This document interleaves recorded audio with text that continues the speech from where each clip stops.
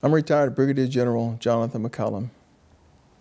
On September the 11th, 2001, I was Major Jonathan McCollum. I was assigned to the Pentagon in the office called Defense Contracting Command, Washington. It's located on the southern end of the Pentagon. The morning was a very nice morning. The skies were clear, and I proceeded to work as I usually would via bus transportation, as the bus traveled from the Pentagon from my present residence, Alexandria, Virginia, directly to the Pentagon. While in the Pentagon, the day was calm. As we proceeded to the office, the monitors were on to keep us informed of the things and the events that were going on outside the Pentagon. It was not long thereafter that from my periphery and from the attention of those in the office, we noticed that an airplane, had crashed into one of the towers in New York City. And we looked at it as though, and we thought it was maybe a small plane. We could not determine, or neither could we tell whether or not it was of notoriety. So we continued to do our work as usual. Not long thereafter, I made a determination that I would go to the center court. But before I departed, we noticed that another plane had crashed into one of the other towers. And we knew that something was going on, and this was very serious. And of course, in our discussions, we thought that perhaps something was going on in just New York.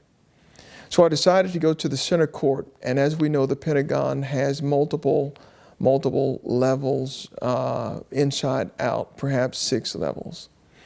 On the center court, I decided to grab something to drink and return to my desk and return to my work area. Unfortunately, immediately, at no time, at some point, the alarms went off in the Pentagon as never before. I'd never experienced that, and neither did others around me. We were alarmed as security guards began to yell at us to run, to leave, to get out of the Pentagon. The havoc and even the help, the assistance to remove those people who were in wheelchairs and who could not run were helped by the many others. But there were doors open that I'd never seen open before. So we rushed as we were instructed to move out of the Pentagon. And soon after leaving the Pentagon, one could walk outside, and as I looked to the right, we could see a small plume of smoke. We did not know at that point, but the Pentagon had been attacked. The actual plane flew entered from the southeastern side of the Pentagon, and the plume of smoke continued to rise. We were left standing inside the ground wondering if we were going back into the Pentagon, but it wasn't long thereafter that the plumes grew darker, and we knew that something serious had taken place. Not long thereafter, we were told to evacuate, to move further away, as there was another plane that had not been discovered. We did not know where it was, so we were thinking that another plane was headed to Washington, D.C., and that the Pentagon would endure another attack, or some other building in Washington, D.C. would endure the attack. So we stayed in the field, and it was long, and not long thereafter, the sky really grew black. Communication ceased. We could not use our cell phones. People were scattered abroad, just watching. Multiple police, multiple fire stations showed up, or fire trucks showed up. And we could see that the Pentagon was on fire. And we could see that the damage was great. Not long after we learned that a 7 Series plane had purposely crashed into the Pentagon. As we stood watching and stood gazing, many of us making an attempt to try to return to see what we could do to help, unfortunately or fortunately, met by those asking us to stay away from the Pentagon as we watched in aghast and watched in horror as the Pentagon was under attack. It was unbelievable. We could not believe what we were witnessing. The day grew long, and the Pentagon continued to burn.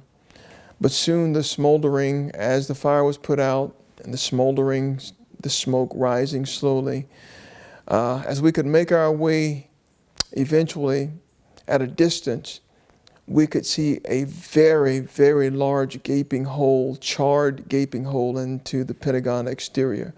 We learned that the plane had actually managed to destroy two wings or to proceed through two external buildings of the Pentagon. There were two of us from my church whom people I did not know were frantically looking for us, and I didn't know family was looking for us because we didn't have a phone.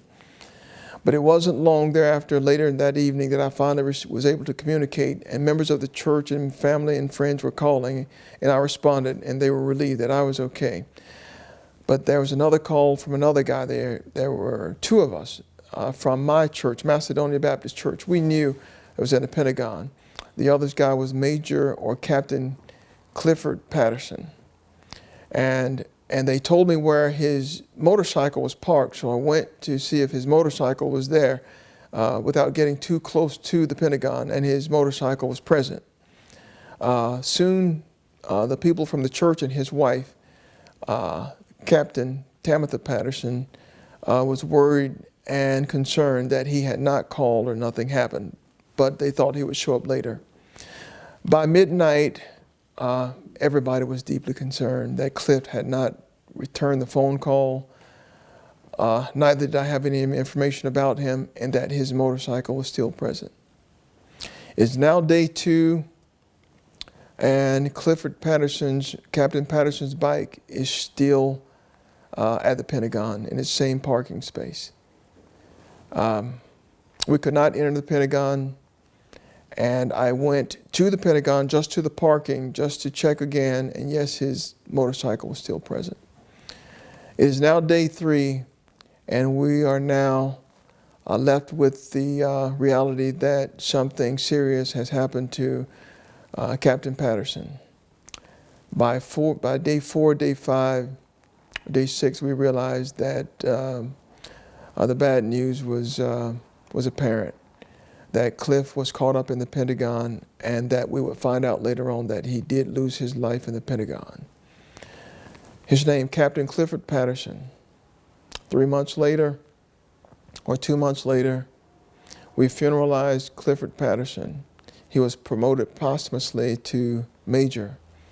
His wife, Captain Tabitha Patterson, and her son, a 6-year-old fella, and a baby. I can see us all at this funeral that's directly across from the Pentagon, with a gaping hole in the Pentagon.